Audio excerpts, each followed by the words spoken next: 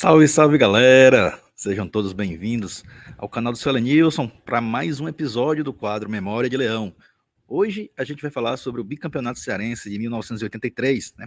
Aproveitando a sequência, já que você assistiu um vídeo sobre o campeonato cearense de 1982.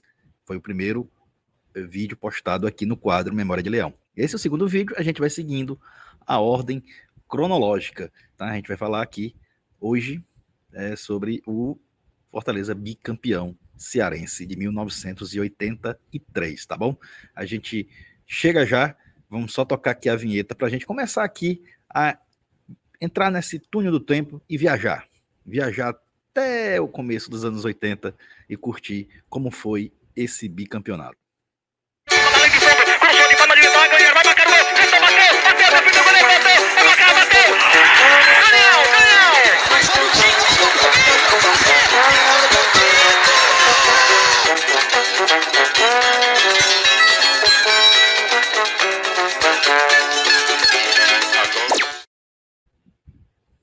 Então vamos lá, né? Vamos conversar.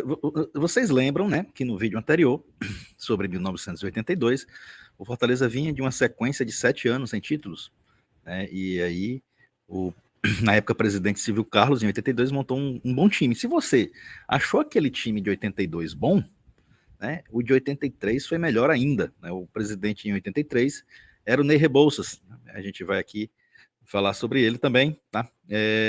Bem rapidinho. E aí eu vou tentar trazer para vocês que viveram esse campeonato, né? Quem já era nascido e viveu esse campeonato, relembrar um pouco dos fatos lá que fizeram parte dessa conquista. E para você que nasceu depois ou era muito criança ainda na época e não viveu esse título, não comemorou esse título pessoalmente no estádio, então você vem aqui conhecer a história, beleza? Aqui tá, né? O nosso título da live de hoje. Fortaleza, bicampeão cearense de 1983, um time de craques. E era realmente mesmo. O presidente Ney Rebouças, né, como citei agora há pouco, decidiu montar uma equipe muito forte para tentar o bicampeonato cearense. Né? Ney Rebouças, que dá nome hoje à praça que fica ali, né, em frente ao PC, né, em frente à sede do Fortaleza, em homenagem ao ex-presidente Ney Rebouças, beleza? E aí, ele trouxe como uma das suas principais estrelas o atacante, né? O centroavante Luizinho das Arábias, que acabou sendo o artilheiro do campeonato naquele ano. Né? Luizinho realmente sabia balançar as redes e foi um grande ídolo, particularmente para mim, foi o primeiro ídolo que eu tive como um jogador do Fortaleza, né? Foi o Luizinho das Arábias. Trouxe também, naquele ano, o atacante Júlio César, também conhecido como Júlio César Uri Geller. O Uri Geller era na época, né, nos anos 80, era famoso, era um mágico famoso lá dos Estados Unidos, que entortava metais, né? Entortava garfos, entortava utensílios. E aí o Júlio César entortava zagueiros, e aí ganhou esse apelido de Júlio César Uri Geller. Veio do Vasco também o jogador Marquinho. O Marquinhos, se vocês não sabem, ele foi o atacante que marcou o gol do título do Vasco do Campeonato Carioca de 82, na final contra aquele Flamengo, que na época era o atual campeão mundial, o Flamengo de Zico, Nunes, Adílio, Andrade, Leandro, Júnior, né, Raul no gol. Então o Marquinho, ele era muito valorizado, era um atacante promissor, e o Fortaleza não mediu esforços, através do presidente Ney Rebouças, trazer o Luizinho das Arábias, o Júlio César, o Marquinho, e tinha também o Wesley, outro craque de bola que jogou no Flamengo também. O Fortaleza vinha para tentar o bicampeonato, né? Porque, como eu disse para vocês, a sequência dos últimos títulos era essa. Em 79, o Ferroviário tinha quebrado a sequência do tetra do Ceará. Né? Em 78, o Ceará foi o tetracampeão. Em 79, tentou o penta, e o Ferroviário tomou o penta. O Ferroviário foi o primeiro Papa Penta, né, em 1979. Aí em 80 e 81 o Ceará recuperou a hegemonia, até em 82 o Fortaleza trazer de volta para o PC a taça de campeão. E agora em 83 tentaria o bicampeonato. E aí, quais eram os participantes? Exatamente os mesmos 10 clubes que participaram do campeonato de 82, né? O Fortaleza, Ceará, Ferroviário, Tiradentes, Calouros e América representando a capital, Guarani de Sobral, Guarani de Juazeiro, Icasa e Quixadá, os 4 representantes do interior.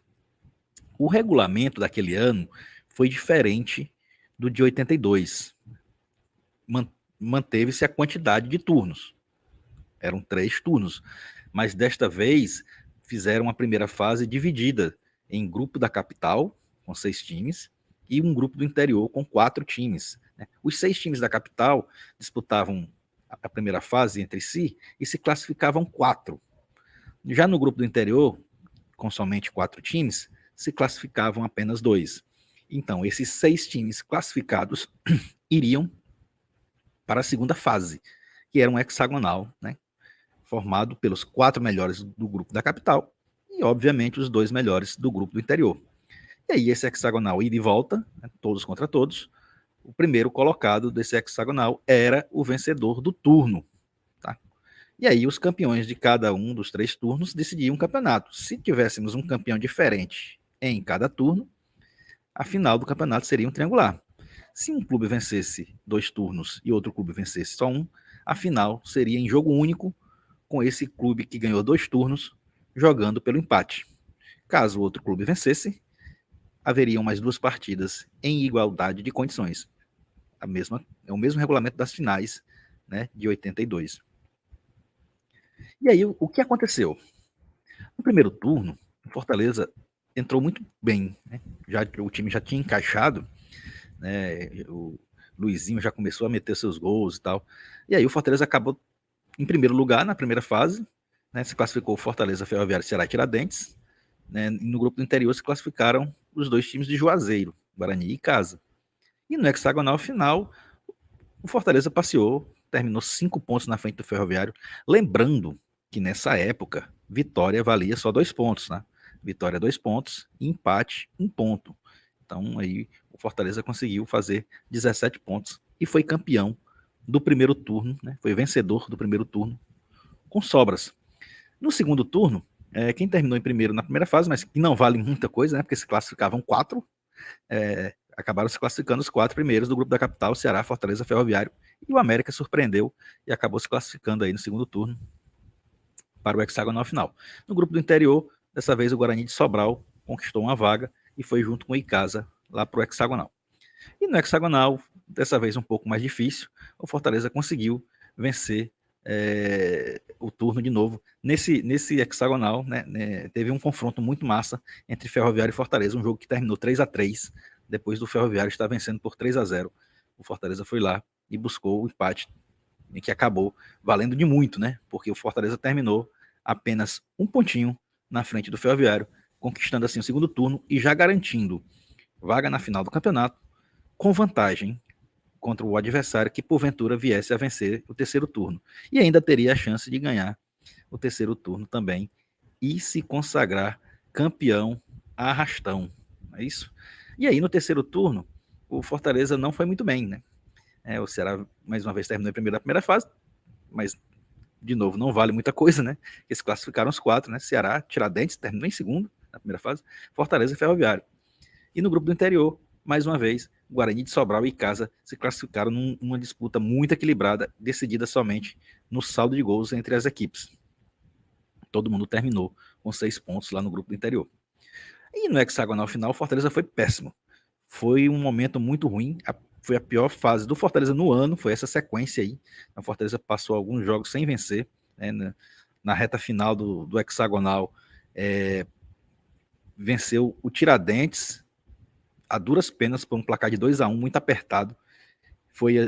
Mas mesmo assim não conseguiu nem chegar perto, né, do Ferroviário, que terminou com 17 pontos, Ferroviário que tinha um time também muito bom. Só que aí na final do campeonato, em jogo único, como eu disse para vocês, o regulamento previa, né, Fortaleza e Ferroviário se enfrentaram, tá? E o Fortaleza venceu por 2-0, com 2 gols do Luizinho, né, para variar. O homem foi implacável, né? Luizinho das Arábias deixou a sua marca lá na final e entrou para a história do Fortaleza. Aí temos aqui, o jogo aconteceu no dia 13 de dezembro, em 83, né? E a escalação desse jogo foi Salvino, O time que começou, tá? Salvino, Caetano, Pedro Basílio, Tadeu. Ah, o Caetano, o lateral direito aí, tinha acabado de surgir das categorias de base. Se vocês não sabem, ele é o pai do Rony, né? Vocês lembram do Rony? O Rony foi aquele que fez o gol contra o Motoclube na Série C de 2017, que classificou o Fortaleza para o mata-mata contra o Tupi.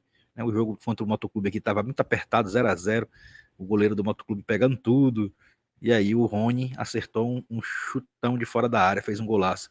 O Rony é filho aqui do Caetano, lateral direito, que nessa época aqui tinha acabado de sair das categorias de base, né? E fez aí, compôs aí o setor defensivo junto com Pedro Basílio, Tadeu e o Clécio na lateral esquerda.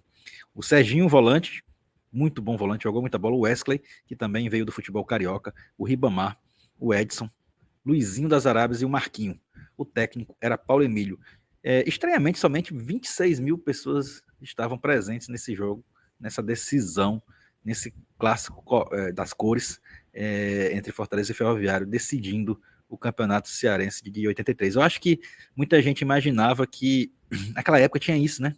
O pessoal tinha assim, mas isso aí, eles querem renda, o Ferrinho vai ganhar, e vão ter 2 jogos, eu vou deixar para ir nos 2 jogos decisivos. Algumas pessoas aí na década de 80 tinham esses pensamentos ainda, né? O Fortaleza fez 46 jogos, 24 vitórias, 15 empates e 7 derrotas, teve 75 gols pró e somente 38 gols contra. Essa foi a campanha do Fortaleza em 83. Por falar em pensamento da época, né? Aproveitando aqui, a gente vê aqui na pose do time de 83 um leão de verdade dentro de campo. Aí você vê a garotada passando a mão na cabeça do leão aí na foto, né? Tudo bem que é um filhote de leão ainda, mas hoje em dia isso seria um absurdo, né? A gente trazendo aqui a questão lá, como eu falei agora há pouco, os pensamentos mudam, né? A forma de se pensar muda, as atitudes evoluem.